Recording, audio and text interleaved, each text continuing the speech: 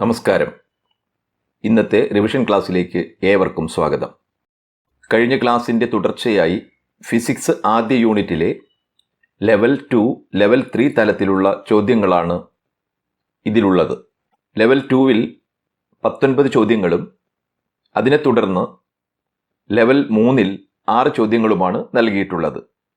ഞാൻ നേരത്തെ സൂചിപ്പിച്ചിരുന്നത് പോലെ എ ഗ്രേഡ്, A+ ഗ്രേഡ് തുടങ്ങിയവ പ്രതീക്ഷിക്കുന്നവർ ലെവൽ 2 നിർബന്ധമായും അറ്റൻഡ് ചെയ്തിരിക്കണം.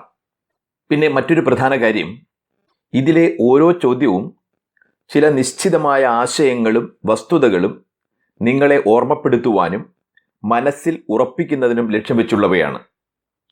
അതിനാൽ ചോദ്യത്തിൻ്റെ ഉത്തരം എങ്ങനെയെങ്കിലും കണ്ടെത്തി അടുത്തതിലേക്ക് പോകുന്നതിന് പകരം ഓരോ ചോദ്യത്തിലൂടെയും എന്താണ് പരിശോധിക്കപ്പെട്ടത്, എന്താണ് ഓർത്തുവെക്കേണ്ടത് എന്നുള്ള കാര്യങ്ങൾ പ്രത്യേകമായി ശ്രദ്ധിക്കേണ്ടതുണ്ട്. എങ്കിൽ മാത്രമേ നമ്മുടെ പ്രയത്നം പരിപൂർണമായും ഫലവത്താവുകയുള്ളൂ. നമുക്ക് നമ്മുടെ ചോദ്യങ്ങളിലേക്ക് കടക്കാം. ഒന്നാമത്തെ ചോദ്യം നോക്കൂ. ഈ ചോദ്യത്തിൽ 3 കാര്യങ്ങളാണ് ഉദ്ദേശിക്കുന്നത്. 1, ഓംസ് ലോ ഉപയോഗിച്ച് സർക്യൂട്ടിലെ കറണ്ട് കണക്കാക്കുക. 2, റെസിസ്റ്ററുകളെ പാരലലായി കണക്ട് ചെയ്യുമ്പോൾ എഫക്റ്റീവ് റെസിസ്റ്റൻസ് കണക്കാക്കുന്നത് എങ്ങനെ. മറ്റൊരു പ്രധാനപ്പെട്ട കാര്യം, പാരലലായി കണക്ട് ചെയ്യുമ്പോൾ, സമാന്തരമായി കണക്ട് ചെയ്യുമ്പോൾ റെസിസ്റ്റൻസ്, എഫക്റ്റീവ് റെസിസ്റ്റൻസ് കുറഞ്ഞു വരുന്നു എന്ന കാര്യവും നിങ്ങളുടെ ഓർമ്മയിൽ വരുത്തുക, മനസ്സിൽ ഉറപ്പിക്കുക എന്ന ഉദ്ദേശത്തോടെയാണ് ഈ ചോദ്യങ്ങൾ നൽകിയിട്ടുള്ളത്. അതിൻ്റെ ഉത്തരങ്ങൾ നൽകിയിരിക്കുന്നത് ശ്രദ്ധിക്കുക. ഇനി രണ്ടാമത്തെ ചോദ്യം നോക്കൂ. ഒന്നാമത്തെ ചോദ്യവുമായി ചില സാദൃശ്യമുള്ള ചോദ്യം തന്നെയാണ് ഇതും. ഇതിൽ പ്രത്യേകമായി ഓർത്തുവെക്കേണ്ട ഒരു കാര്യം, 2 റെസിസ്റ്ററുകളെ പാരലലായി കണക്ട് ചെയ്ത് അതിലേക്ക് ഒരു പൊട്ടൻഷ്യൽ നൽകുമ്പോൾ റെസിസ്റ്റൻസ് കുറഞ്ഞ റെസിസ്റ്ററിലാണ് കൂടുതൽ ഹീറ്റ് ജനറേറ്റ് ചെയ്യുന്നത് എന്ന കാര്യം ഓർമ്മപ്പെടുത്തുവാനാണ് ഈ ചോദ്യം ഉൾപ്പെടുത്തിയിട്ടുള്ളത്. പലരും പലപ്പോഴും റെസിസ്റ്റൻസ് കൂടുമ്പോൾ ഹീറ്റ് കൂടുന്നു എന്ന തെറ്റായ ധാരണ വെച്ചു പുലർത്തുന്നവരുണ്ട്. അതിനുള്ള ഒരു തിരുത്തുകൂടിയാണ് ഈ ചോദ്യത്തിലൂടെ ഉദ്ദേശിക്കുന്നത്. ഇനി മൂന്നാമത്തെ ചോദ്യം നോക്കൂ. പവർ എന്നാൽ എന്ത് എന്നതിനെക്കുറിച്ച് വ്യക്തമായ ധാരണയുണ്ടോ എന്ന് പരിശോധിക്കപ്പെടുകയാണ് ചെയ്യുന്നത്. അതായത് ഒരു ഉപകരണം 1 സെക്കൻഡിൽ റിലീസ് ചെയ്യുകയോ അതല്ലെങ്കിൽ കൺസ്യൂം ചെയ്യുകയോ ചെയ്യുന്ന എനർജിയുടെ അളവാണ് പവർ എന്ന ആശയം ഒരിക്കൽ കൂടി ഉറപ്പിക്കുകയാണ് ഈ ചോദ്യത്തിലൂടെ. അപ്പോൾ ഇവിടെ പവർ =h/t എന്ന ഫോർമുല ഉപയോഗിച്ചാണ് ഉത്തരം കണ്ടെത്തിയിരിക്കുന്നത്. അതിനു പകരം പവർ എന്നത് 1 സെക്കൻഡിൽ റിലീസ് ചെയ്യുന്ന എനർജി ആയതുകൊണ്ട് 1 മിനിറ്റിൽ അഥവാ 60 സെക്കൻഡിൽ റിലീസ് ചെയ്യപ്പെടുന്ന എനർജി എന്ന് പറയുന്നത് 1000 × 60 ആയിരിക്കും. നാലാമത്തെ ചോദ്യം നോക്കൂ. വളരെ പ്രധാനപ്പെട്ട ഒരു ചോദ്യമാണിത്. പരീക്ഷയ്ക്ക് ഇത്തരം ചോദ്യങ്ങൾ വരാറുമുണ്ട്. നോക്കൂ, ഉപകരണത്തിൽ 800 വാട്ട് 200 വോൾട്ട് എന്ന് രേഖപ്പെടുത്തിയിരിക്കുന്നു. എന്താണ് ഇതിൻ്റെ അർത്ഥം?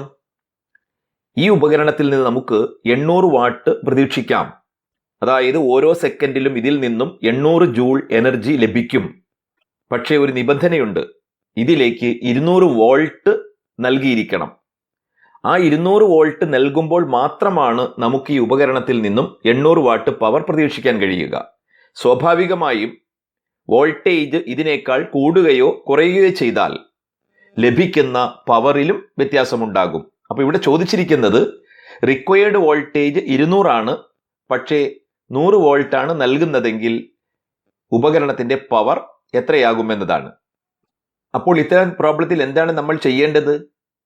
പവറും വോൾട്ടേജും തമ്മിലുള്ള ബന്ധമാണ് ഇവിടെ പരിശോധിക്കപ്പെടുക. അപ്പോൾ സ്വാഭാവികമായും പവറും വോൾട്ടേജും തമ്മിലുള്ള ബന്ധം വ്യക്തമാക്കുന്ന ഇക്വേഷൻ പരിഗണിക്കേണ്ടതുണ്ട്. അപ്പോൾ നമുക്കറിയാം പവർ P = V²/R ആണെന്ന്. അപ്പോൾ എന്താണ് ഇക്വേഷൻ പറയുക? പവർ വോൾട്ടേജിൻ്റെ സ്ക്വയറിന് പ്രപ്പോർഷണലാണ് എന്ന് പറയുന്നുണ്ട്. ഇവിടെ വോൾട്ടേജ് 200-ന് പകരം 100 ആക്കിയിരിക്കുന്നു. അഥവാ റിക്വയർഡ് വോൾട്ടേജ് എത്രയാണോ അതിൻ്റെ ഹാഫ് മാത്രമേ നൽകുന്നുള്ളൂ. അപ്പോൾ വോൾട്ടേജ് 1/2 ആയി കുറയുമ്പോൾ പവർ 1/2-ന്റെ സ്ക്വയറായ 1/4 ആയി കുറഞ്ഞിട്ടുണ്ടാകും. അതുകൊണ്ട് തന്നെ മാർക്ക്ഡ് പവർ 800 ആണെങ്കിലും ഉപകരണത്തിൽ നമുക്ക് ലഭിക്കുന്ന പവർ 800/4 = 200 വാട്ട് ആയിരിക്കും. അപ്പോൾ ഒരു കാര്യം പ്രത്യേകം ശ്രദ്ധിക്കുക, വോൾട്ടേജ് ജസ്റ്റ് പകുതിയായി കുറഞ്ഞപ്പോൾ പവർ പകുതിയായല്ല പകുതിയുടെ പകുതി അഥവാ 1/4 കുറഞ്ഞുവെന്നത് പ്രത്യേകം ശ്രദ്ധിക്കുക. ഇനി 5ാമത്തെ ചോദ്യം നോക്കുക. സാധാരണഗതിയിൽ നമുക്ക് 2 റെസിസ്റ്റൻസുകൾ പാരലായി കണക്ട് ചെയ്ത് അപ്പോഴത്തെ എഫക്റ്റീവ് റെസിസ്റ്റൻസ് കാണാനാണ് ചോദിക്കാറുള്ളത്. പക്ഷെ ഇവിടെ പറഞ്ഞിരിക്കുന്നത് 6 റെസിസ്റ്ററുകളെ പാരലായി കണക്ട് ചെയ്തിരിക്കുന്നു. സർക്യൂട്ടിലെ എഫക്റ്റീവ് റെസിസ്റ്റൻസുമായി ബന്ധപ്പെട്ട ചോദ്യമാണ് ചോദിച്ചിട്ടുള്ളത്. അപ്പോൾ ഇത് നമുക്ക് ഫോർമുല എഴുതി, എന്താണ് formula? 1/R = 1/R1 + 1/R2 + 1/R3 എന്നിങ്ങനെ പൂർണ്ണമായും എഴുതി വേണമെങ്കിൽ കാൽക്കുലേറ്റ് ചെയ്യാം. പക്ഷെ അതെത്ര എളുപ്പമുള്ള കാൽക്കുലേഷൻ ആവില്ല. എന്നാൽ നമുക്ക് ഇതില്ലാതെ തന്നെ ഇതിന്റെ ഉത്തരം നമുക്ക് ഗസ് ചെയ്യാൻ കഴിയും. കാരണം ഏതാനും റെസിസ്റ്ററുകളെ പാരലായി കണക്ട് ചെയ്താൽ അതിന്റെ എഫക്റ്റീവ് റെസിസ്റ്റൻസ് എന്ന് പറയുന്നത് കണക്ട് ചെയ്യപ്പെട്ട റെസിസ്റ്ററുകളിൽ ഏറ്റവും കുറഞ്ഞ റെസിസ്റ്റൻസ് എത്രയാണോ അതിനേക്കാൾ കുറവായിരിക്കും എഫക്റ്റീവ് റെസിസ്റ്റൻസ് എന്നൊരു വസ്തുതയുണ്ട്.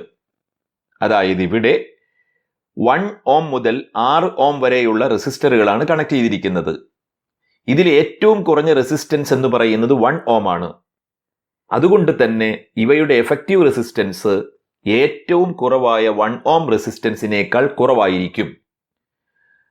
അങ്ങനെ വരുമ്പോൾ തന്നിട്ടുള്ള ഓപ്ഷനിൽ സാധ്യതയുള്ള ഒരേ ഒരു വാല്യൂ എന്ന് പറയുന്നത് 0.4 ഓം മാത്രമാണ്. മറ്റുള്ളവയെല്ലാം അതിനേക്കാൾ ഉയർന്ന വിലകളായതുകൊണ്ട് ഇതിന്റെ എഫക്റ്റീവ് വാല്യൂ 0.4 ഓം ആയിരിക്കാനാണ് സാധ്യതയുള്ളത്. ഇനി 6ാമത്തെ ചോദ്യം. 10 റെസിസ്റ്ററുകൾ ഓരോന്നിനും 20 ഓം റെസിസ്റ്റൻസ് ഉണ്ട് എന്നാണ് പറഞ്ഞിരിക്കുന്നത്. അവ പാരലായി കണക്ട് ചെയ്തിരിക്കുന്നു. അതിന്റെ എഫക്റ്റീവ് റെസിസ്റ്റൻസ് എത്ര എന്നാണ് ചോദിച്ചിട്ടുള്ളത്. ഇതും നമുക്ക് ഡയറക്റ്റ് ഫോർമുല എന്താണ്? 1/R = 1/20 + 1/20 + 1/20 അങ്ങനെ 10 1/20 എഴുതി ആഡ് ചെയ്ത് എന്ത് കാണാവുന്നതാണ്? എഫക്റ്റീവ് റെസിസ്റ്റൻസ് കാണാവുന്നതാണ്. അങ്ങനെയാകാം. പക്ഷെ അതിനേക്കാൾ എളുപ്പം ഡയറക്റ്റ് ആയി ഒരു ഫോർമുലയുണ്ട്. എന്താണത്? ഏതാനും ഐഡന്റിക്കൽ റെസിസ്റ്റേഴ്സ്, ഒരേ വാല്യൂ ഉള്ള ഏതാനും റെസിസ്റ്ററുകളെ പാരലായി കണക്ട് ചെയ്താൽ അതിന്റെ എഫക്റ്റീവ് റെസിസ്റ്റൻസ് കാണാൻ അതിൽ ഒരു റെസിസ്റ്ററിന്റെ റെസിസ്റ്റൻസിനെ കണക്ട് ചെയ്ത റെസിസ്റ്ററുകളുടെ എണ്ണം കൊണ്ട് ഡിവൈഡ് ചെയ്താൽ മതി. അഥവാ ഫോർമുല രൂപത്തിൽ എഴുതിയാൽ എഫക്റ്റീവ് റെസിസ്റ്റൻസ് = R/N. ഇവിടെ R എന്നതുകൊണ്ട് ഉദ്ദേശിക്കുന്നത് കണക്ട് ചെയ്യപ്പെട്ട റെസിസ്റ്ററുകളിൽ ഒന്നിന്റെ റെസിസ്റ്റൻസ് ആണ്, ബൈ നമ്പർ ഓഫ് റെസിസ്റ്റേഴ്സ്. അങ്ങനെ വരുമ്പോൾ ഇവിടെ നമുക്ക് ഒരു റെസിസ്റ്ററിന്റെ റെസിസ്റ്റൻസ് 20 ഓം ആണ്. 10 റെസിസ്റ്ററുകളാണ് കണക്ട് ചെയ്തിരിക്കുന്നത്. അതുകൊണ്ട് എഫക്റ്റീവ് റെസിസ്റ്റൻസ് = 20/10 = 2 ഓം എന്ന് ലഭിക്കും. അപ്പോൾ ഏത് രീതിയിൽ വേണമെങ്കിലും നമുക്ക് ഉത്തരം കണ്ടെത്താവുന്നതാണ്. ഏറ്റവും എളുപ്പം ഇതായതുകൊണ്ട് ഈ രീതി അവലംബിച്ചു എന്ന് മാത്രം. അടുത്ത ചോദ്യം നോക്കൂ. ഒരു നിശ്ചിത വോൾട്ടത പ്രയോഗിക്കുമ്പോൾ റെസിസ്റ്റൻസിലുള്ള വേരിയേഷൻ അതിൽ ജനറേറ്റ് ചെയ്യുന്ന ജൂൾ ഹീറ്റിനെ എങ്ങനെ ബാധിക്കും, എങ്ങനെ സ്വാധീനിക്കും എന്ന് പരിശോധിക്കപ്പെടുകയാണ് ഈ ചോദ്യത്തിലൂടെ ചെയ്യുക. അപ്പോൾ പറഞ്ഞിരിക്കുന്നത് എന്താണ്? ഒരു ഹീറ്ററിലെ കോയിൽ 2ആയി മുറിച്ച് അത് വീണ്ടും ഹീറ്ററിൽ ഉപയോഗിക്കുമ്പോൾ അതിന്റെ പവറിൽ എന്ത് മാറ്റമാണ് വരുന്നത് എന്നാണ്. അപ്പോൾ ഞാൻ നേരത്തെ സൂചിപ്പിച്ചതുപോലെ ചോദ്യം വിശകലനം ചെയ്യുമ്പോൾ നമുക്ക് മനസ്സിലാകുന്നത് പവറും റെസിസ്റ്റൻസും തമ്മിലുള്ള ബന്ധമാണ് പരിശോധിക്കപ്പെടുന്നത്. അതുകൊണ്ട് തന്നെ അത്തരത്തിലുള്ള ഫോർമുല പരിഗണിക്കേണ്ടതുണ്ട്. അപ്പോൾ നമുക്കറിയാം പവറും റെസിസ്റ്റൻസും തമ്മിലുള്ള ബന്ധം എന്ന് പറയുന്നത് P = V²/R ആണ്.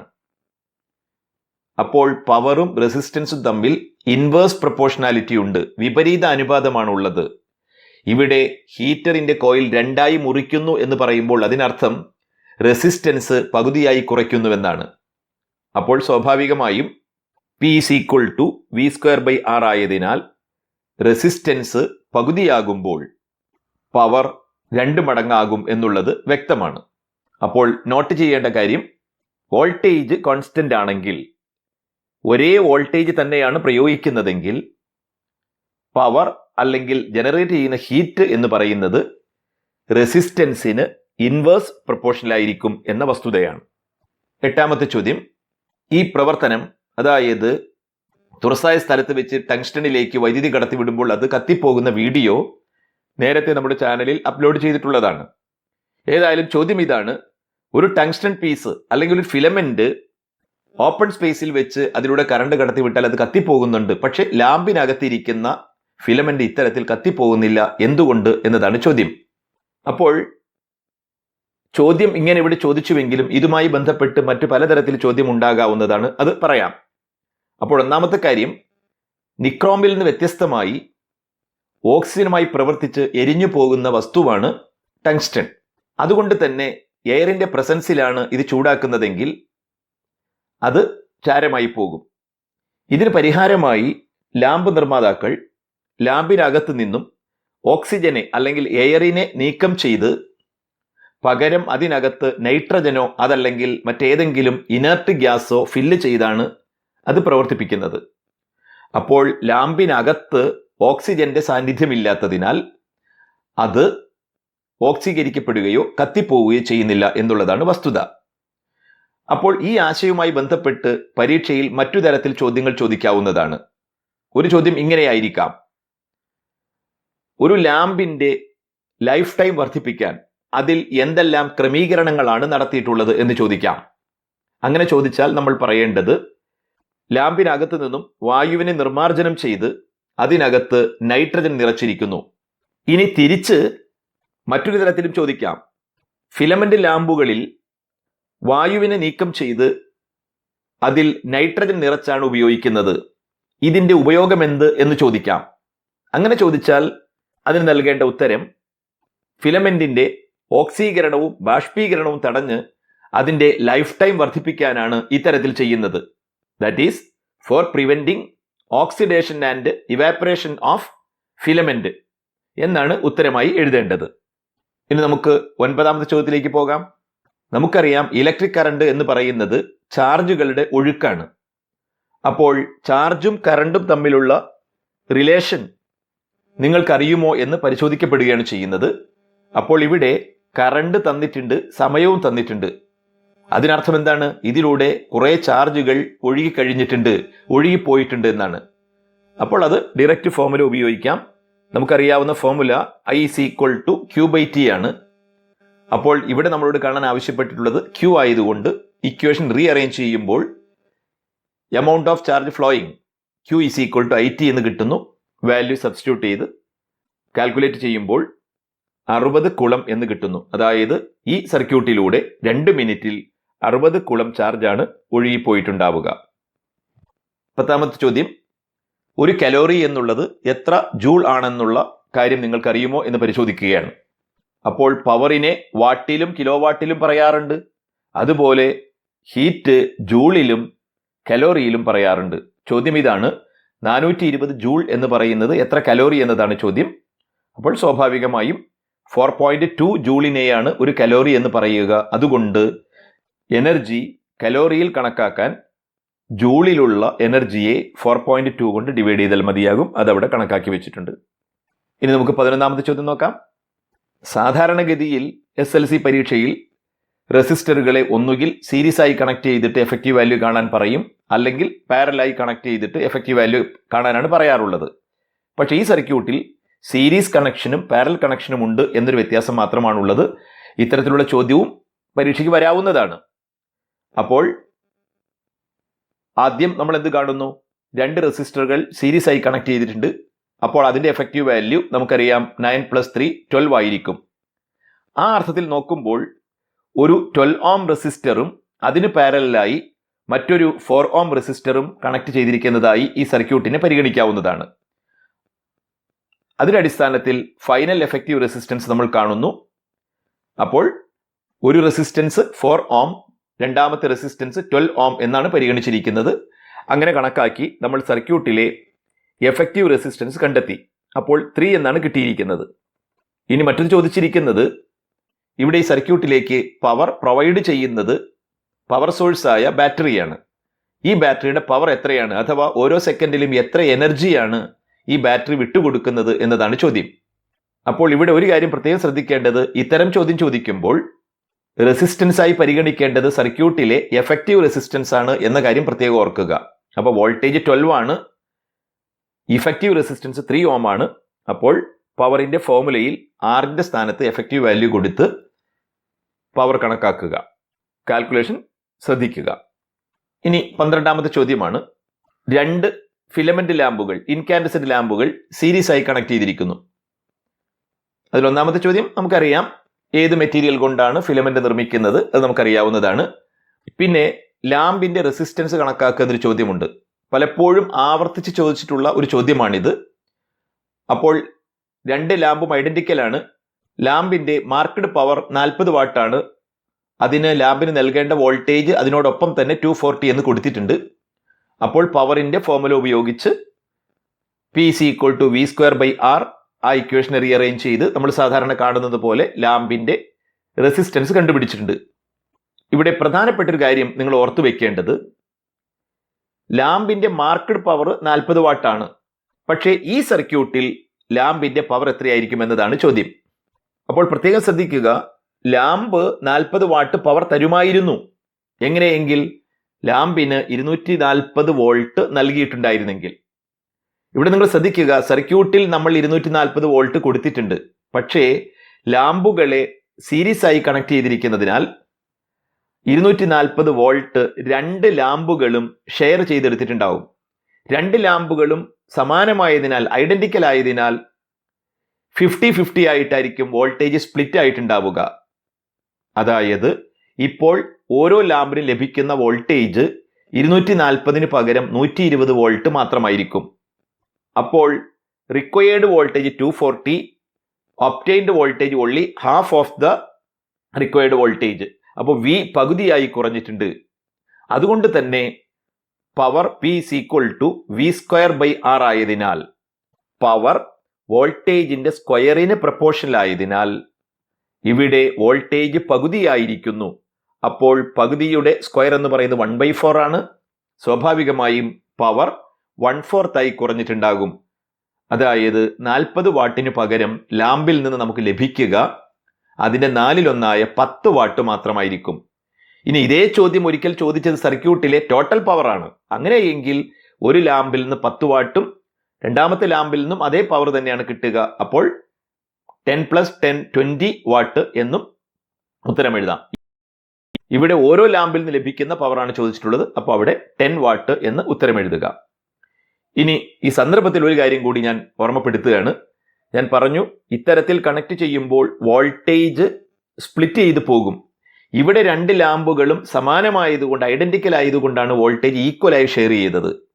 എന്നാൽ ഈ 2 ലാമ്പുകൾ വ്യത്യസ്ത പവർ ഉള്ളതായിരുന്നെങ്കിൽ സ്വാഭാവികമായും വോൾട്ടേജ് ആ ഉപകരണത്തിന്റെ റെസിസ്റ്റൻസിനനുസരിച്ചായിരിക്കും ഷെയർ ചെയ്യപ്പെടുക.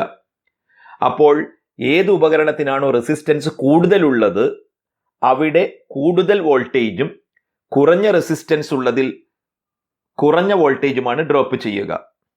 അതുകൊണ്ട് തന്നെ വ്യത്യസ്ത പവർ ഉള്ള ഉപകരണങ്ങളെ സീരീസ് ആയി കണക്ട് ചെയ്താൽ പവർ കൂടുതലുള്ള ലാമ്പിൽ നിന്ന് കുറഞ്ഞ പവർ മാത്രമേ ലഭിക്കൂ. അതൊരു ലാമ്പാണെന്ന് കരുതിയാൽ അതിൽ നിന്ന് കുറഞ്ഞ പ്രകാശം മാത്രമേ ലഭിക്കൂ എന്ന കാര്യം കൂടി പ്രത്യേകം ശ്രദ്ധിക്കുക. ഇനി 13ാമത്തെ ചോദ്യം നോക്കൂ. സാധാരണയിൽ നിന്ന് വ്യത്യസ്തമായി 2 റെസിസ്റ്ററുകളുടെ എഫക്റ്റീവ് റെസിസ്റ്റൻസ് കാണാൻ പറയുന്നതിന് പകരം 3 എണ്ണം തന്നു എന്ന് മാത്രമേ ഉള്ളൂ. അപ്പോൾ general formula 1/R = 1/R1 + 1/R2 + 1/R3 ഉപയോഗിക്കുമ്പോൾ നമുക്ക് എഫക്റ്റീവ് റെസിസ്റ്റൻസ് 1 ഓം എന്ന് കിട്ടുന്നുണ്ട്. ഇനി അടുത്തത് 14ാമത്തെ ചോദ്യമാണ്. വിവേകിന് ഒരു ലാമ്പ് കിട്ടിയിട്ടുണ്ട്, പക്ഷെ അതിന്റെ ഫിലമെന്റ് പൊട്ടിപ്പോയിട്ടുണ്ട്. അവൻ അത് വളരെ ശ്രദ്ധയോടെ കൂട്ടിയോജിപ്പിച്ച് വീണ്ടും പ്രവർത്തിപ്പിച്ചപ്പോൾ അത് കേടുവരുന്നതിന് മുൻപ് പ്രകാശിച്ചിരുന്നതിനേക്കാൾ കൂടുതൽ തീവ്രതയോടെ പ്രകാശിക്കുന്നതായി കണ്ടു. ഇതെന്തുകൊണ്ടാകാം എന്ന് വിശദീകരിക്കുമോ എന്നാണ് ചോദിച്ചിട്ടുള്ളത്. അപ്പോൾ ഉത്തരം എഴുതിയിരിക്കുന്നത് നോക്കുക. പൊട്ടിയ ഫിലമെന്റ് കൂട്ടിയോജിപ്പിക്കുമ്പോൾ സ്വാഭാവികമായും അതിന്റെ നീളം കുറഞ്ഞു പോയിട്ടുണ്ടാകും. നീളം കുറഞ്ഞു പോയിട്ടുണ്ടെങ്കിൽ അതിന്റെ റെസിസ്റ്റൻസും കുറഞ്ഞിട്ടുണ്ടാകും. അപ്പോൾ നിർമ്മാതാക്കൾ അതിൽ സെറ്റ് ചെയ്തിരുന്ന റെസിസ്റ്റൻസിനേക്കാൾ കുറഞ്ഞ റെസിസ്റ്റൻസേ ഇപ്പോൾ ഫിലമെന്റിനുള്ളൂ. അപ്പോൾ P = V²/R നമ്മൾ നേരത്തെ സൂചിപ്പിച്ചതാണ്. ഒരു പർട്ടിക്കുലർ വോൾട്ടേജ് നൽകുന്ന അവസരത്തിൽ പവറും റെസിസ്റ്റൻസും ഇൻവേഴ്സ് പ്രൊപ്പോർഷനിലാണ്, വിപരീത അനുപാതത്തിലാണ്. അപ്പോൾ റെസിസ്റ്റൻസ് കുറഞ്ഞപ്പോൾ പവർ കൂടിയിട്ടുണ്ടാകും. അപ്പോൾ സ്വാഭാവികമായും ഇതിൽ നിന്ന് കൂടുതൽ പ്രകാശം ലഭിക്കുകയാണ് ചെയ്യുന്നത് എന്നോർക്കുക. 15ാമത്തെ ചോദ്യം. ഇതിലൊരു ഭാഗം ഇതിനു മുൻപ് ഒരു ചോദ്യത്തിൽ പരാമർശിച്ചതാണ്, എങ്കിലും ഒന്നുകൂടി ആവർത്തിക്കുകയാണ്. 2 റെസിസ്റ്ററുകളെ പാരലായിട്ടാണ് കണക്ട് ചെയ്തിരിക്കുന്നത്. നമുക്കറിയാം, പാരലായിട്ടാണ് കണക്ട് ചെയ്യുന്നതെങ്കിൽ എത്ര റെസിസ്റ്ററുകൾ കണക്ട് ചെയ്താലും എല്ലാറ്റിനും ലഭിക്കുന്നത് ഒരേ വോൾട്ടേജ് ആയിരിക്കും, ഒരേ പൊട്ടൻഷ്യൽ ഡിഫറൻസ് ആയിരിക്കും. അപ്പോൾ ഇവിടെ അപ്ലൈഡ് വോൾട്ടേജ് V വോൾട്ടാണ്. ആ V വോൾട്ട് 20 ഓം റെസിസ്റ്ററിലും കിട്ടും, 30 ഓം റെസിസ്റ്ററിലും കിട്ടും. അപ്പോൾ അതുകൊണ്ട് തന്നെ ഹൈ പൊട്ടൻഷ്യൽ ഏത് എന്ന ചോദ്യത്തിന് എല്ലാറ്റിനും ഒരേ പൊട്ടൻഷ്യൽ ഡിഫറൻസ് തന്നെയാണ് ലഭിക്കുക എന്നാണ് നമുക്ക് ഉത്തരം എഴുതാൻ കഴിയുക. അടുത്ത ചോദ്യം നോക്കൂ. ഏതിലൂടെയാണ് കുറഞ്ഞ കറണ്ട് പോകുന്നതെന്ന. അപ്പോൾ നമ്മൾ പഠിച്ചിട്ടുണ്ട്, സീരീസ് ആയാണ് റെസിസ്റ്ററുകളെ കണക്ട് ചെയ്യുന്നതെങ്കിൽ എല്ലാ റെസിസ്റ്ററിലൂടെയും ഒഴുകുന്ന കറണ്ട് സെയിം ആയിരിക്കും, ഒരേ അളവിലായിരിക്കും. എന്നാൽ പാരലായി കണക്ട് ചെയ്യുമ്പോൾ ലോ റെസിസ്റ്ററിലൂടെ കൂടിയ കറണ്ടും ഹൈ റെസിസ്റ്ററിലൂടെ കുറഞ്ഞ കറണ്ടുമാണ് കടന്നു പോവുക. അതായത് കറണ്ട് എപ്പോഴും ഈസി പാത്താണ് പ്രിഫർ ചെയ്യുക. അപ്പോൾ ഇവിടെ കുറഞ്ഞ കറണ്ട് ഒഴുകുന്നത് ഹൈ റെസിസ്റ്ററായ 30 ഓം റെസിസ്റ്ററിലൂടെ ആയിരിക്കും. അവസാനത്തെ ചോദ്യം, ഇതിൽ കൂടുതൽ ചൂടാകുന്ന റെസിസ്റ്റർ ഏതായിരിക്കുമെന്നാണ്. അപ്പോൾ ഞാൻ നേരത്തെ പറഞ്ഞതാണ്, 2 റെസിസ്റ്ററുകളെ പാരലായി കണക്ട് ചെയ്താൽ കുറഞ്ഞ റെസിസ്റ്ററിലായിരിക്കും കൂടുതൽ ഹീറ്റ് ജനറേറ്റ് ചെയ്യുക. അതിനൊരു കാരണം, അതിന് റെസിസ്റ്റൻസ് കുറവാണ്, എന്നാൽ പകരം കറണ്ട് കൂടുതലുണ്ട്, അതുകൊണ്ടാണ് കൂടുതൽ ചൂടാവുക. ഇനി അതല്ലെങ്കിൽ നമുക്ക് മാത്തമെറ്റിക്കലായിട്ട് തന്നെ പറയാം, H=V²T/R ആണ്. ഈ ഇക്വേഷൻ പറയുന്നത് ഒരു പർട്ടിക്കുലർ വോൾട്ടേജ് നൽകുമ്പോൾ ഹീറ്റ് റെസിസ്റ്റൻസിന് ഇൻവേഴ്സ് പ്രൊപ്പോർഷനിലാണ്. അപ്പോൾ എവിടെയാണോ റെസിസ്റ്റൻസ് കുറവ് അവിടെയാണ് കൂടുതൽ ഹീറ്റ് ഉണ്ടാവുക. അതുകൊണ്ട് തന്നെ ഇവിടെ കൂടുതൽ ഹീറ്റ് ജനറേറ്റ് ചെയ്യുന്നത് 20 ഓം റെസിസ്റ്ററിലായിരിക്കും. ഇനി 15ാമത്തെ ചോദ്യം. ഇനി 16ാമത്തെ ചോദ്യമാണ്. ചോദ്യം എന്താണെന്ന് നോക്കൂ. ഈ പൊട്ടൻഷ്യൽ ഡിഫറൻസ് എന്നതുകൊണ്ട് എന്താണ് ഉദ്ദേശിക്കുന്നത് എന്ന ഒരു നിർവചനം പുസ്തകത്തിൽ കൊടുത്തിട്ടുണ്ട്. ആ ആശയം ഒന്നുകൂടി ഉറപ്പിക്കുക എന്ന ഉദ്ദേശത്തോടെയാണ് ഈ ചോദ്യം ഉൾപ്പെടുത്തിയിട്ടുള്ളത്. അപ്പോൾ പൊട്ടൻഷ്യൽ ഡിഫറൻസിന്റെ യൂണിറ്റ് വോൾട്ട് ആണ്. പൊട്ടൻഷ്യൽ ഡിഫറൻസ് 1 വോൾട്ട് എന്നതുകൊണ്ട് ഉദ്ദേശിക്കുന്നത് ഒരു സർക്യൂട്ടിലൂടെ അല്ലെങ്കിൽ ഒരു സർക്യൂട്ടിലെ ഒരു പോയിന്റിൽ നിന്ന് മറ്റൊരു പോയിന്റിലേക്ക് 1 കുളം ചാർജ് പ്രവഹിപ്പിക്കാൻ 1 ജൂൾ ആവശ്യമുണ്ടെങ്കിൽ അവിടുത്തെ പൊട്ടൻഷ്യൽ ഡിഫറൻസ് ആണ് 1 വോൾട്ട് എന്ന് പറയുന്നത്. അതാണ് അടിസ്ഥാനപരമായി അതിന്റെ ഡെഫിനിഷൻ. ഇവിടെ ചോദ്യം നോക്കൂ. എയിൽ നിന്ന് ബിയിലേക്ക് 1 കുളം ചാർജിനെ കൊണ്ടുപോകാൻ 2 ജൂൾ വർക്ക് ചെയ്യേണ്ടതുണ്ട്, അല്ലെങ്കിൽ 2 ജൂൾ എനർജി ഉപയോഗപ്പെടുത്തേണ്ടതുണ്ട് എന്ന് പറഞ്ഞിട്ടുണ്ട്. അപ്പോൾ 1 കുളം ചാർജിനെ ഒഴുക്കാൻ 1 ജൂളാണ് ആവശ്യമുള്ളതെങ്കിൽ പൊട്ടൻഷ്യൽ ഡിഫറൻസ് 1 വോൾട്ട് ആയിരിക്കും. എന്നാൽ ഇവിടെ 2 ജൂൾ വർക്ക് ചെയ്യേണ്ടതുണ്ട്. അതുകൊണ്ട് എ ബി എന്ന പോയിന്റുകൾക്കിടയിലെ പൊട്ടൻഷ്യൽ ഡിഫറൻസ് 2 വോൾട്ട് ആയിരിക്കും എന്നത് ഓർത്തു വയ്ക്കുക. ഒരുപക്ഷെ ആ ആശയം വിലയിരുത്തുന്നതിനുള്ള ചോദ്യം പരീക്ഷയ്ക്ക് ചോദിക്കാവുന്നതാണ്. അതുകൊണ്ടാണ് ഈ ചോദ്യം ഇവിടെ ഉൾപ്പെടുത്തിയത്. 17ാമത്തെ ചോദ്യം. റെസിസ്റ്റൻസും ഹീറ്റും തമ്മിലുള്ള ബന്ധമാണ് ചോദിച്ചിരിക്കുന്നത്. റെസിസ്റ്റൻസ് പകുതിയാക്കിയാൽ ഹീറ്റിന് എന്ത് സംഭവിക്കുമെന്നാണ് നമ്മൾ നേരത്തെ പറഞ്ഞതാണ്. H inversely proportional to R ആണ്. അപ്പോൾ റെസിസ്റ്റൻസ് പകുതിയാക്കിയാൽ സ്വാഭാവികമായും ഹീറ്റ് ഇരട്ടിയാകും, ഡബിൾ ആകും. അടുത്ത ചോദ്യം, വോൾട്ടേജ് പകുതിയാക്കിയാലോ എന്നാണ്. വോൾട്ടേജും ഹീറ്റും തമ്മിൽ എന്താ ബന്ധം? സ്ക്വയറിന് ഡയറക്റ്റ് പ്രൊപ്പോർഷനിലാണ്, നേരനുപാതത്തിലാണ്. അപ്പോൾ വോൾട്ടേജ് പകുതിയാക്കിയാൽ ഹീറ്റ് അതിന്റെ സ്ക്വയറിനനുസരിച്ചാണ് മാറുക. 1/2ന്റെ സ്ക്വയർ എന്ന് പറയുന്നത് 1/4 ആണ്. അപ്പോൾ ഹീറ്റ് എത്രയായിരുന്നുവോ അതിന്റെ 1/4 ആയി മാറിയിട്ടുണ്ടാകും. അതായത് 1/4 ആയി കുറഞ്ഞിട്ടുണ്ടാകും. 18ാമത്തെ ചോദ്യം, ഫ്യൂസിന്റെ പ്രവർത്തനം ചുരുക്കി എഴുതുക എന്നുള്ളതാണ്. കൂടുതൽ വിശദീകരിക്കുന്നില്ല, തന്നിട്ടുള്ളതുപോലെ എഴുതി പഠിക്കുക.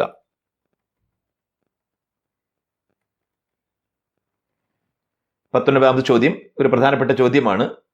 പരീക്ഷയ്ക്ക് ഇത്തരത്തിലായിരിക്കില്ല ചോദിക്കുക, പക്ഷേ ആശയങ്ങളെല്ലാം ഉറപ്പിക്കാൻ വേണ്ടി ഇങ്ങനെ തന്നു എന്ന് മാത്രമേ ഉള്ളൂ. പാരലൽ കോമ്പിനേഷന്റെയും സീരീസ് കോമ്പിനേഷന്റെയും ഫീച്ചേഴ്സ് തിരിച്ചറിയാൻ വേണ്ടിയാണ് ഇത്തരത്തിലുള്ള ചോദ്യം തന്നിട്ടുള്ളത്. അപ്പോൾ ആ സവിശേഷതകൾ താഴെ എഴുതിയിട്ടുണ്ട്, അത് ഒന്ന് ഓർത്തു വയ്ക്കുക. അപ്പോൾ ലെവൽ 2 തലത്തിലുള്ള 19 ചോദ്യങ്ങളാണ് ഇപ്പോൾ നമ്മൾ ഡിസ്കസ് ചെയ്തത്. തുടർന്ന് കുറച്ചുകൂടി ഉയർന്ന നിലവാരത്തിലുള്ള 6 ചോദ്യങ്ങൾ കൂടി ഉൾപ്പെടുത്തിയിട്ടുണ്ട്. അത് താല്പര്യമുള്ളവർ ചെയ്ത് പരിശീലിക്കുക. അതുമായി ബന്ധപ്പെട്ട് ഏതെങ്കിലും തരത്തിലുള്ള സംശയമുണ്ടാകുന്നുവെങ്കിൽ തുടക്കത്തിൽ കൊടുത്തിട്ടുള്ള എൻ്റെ വാട്സപ്പ് നമ്പറിലേക്ക് മെസ്സേജ് അയച്ചാൽ കൃത്യമായ വിശദീകരണം നൽകുന്നതാണ്. സമയക്കുറവുള്ളതുകൊണ്ട് അത് ഇപ്പോൾ ഓരോ ചോദ്യവും എടുത്ത് വിശദീകരിക്കാൻ ഉദ്ദേശിക്കുന്നില്ല.